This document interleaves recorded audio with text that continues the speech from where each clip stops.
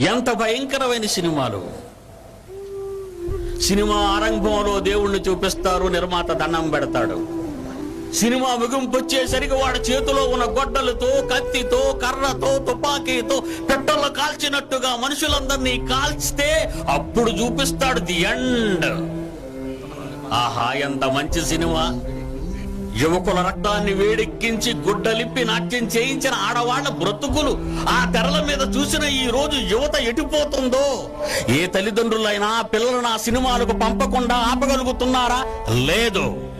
ఏ ప్రభుత్వం అయినా ఇలాంటి సినిమాలు ప్రజల మధ్యకు రాకూడదని చట్టం చేయగలుగుతున్నవా? లేదు.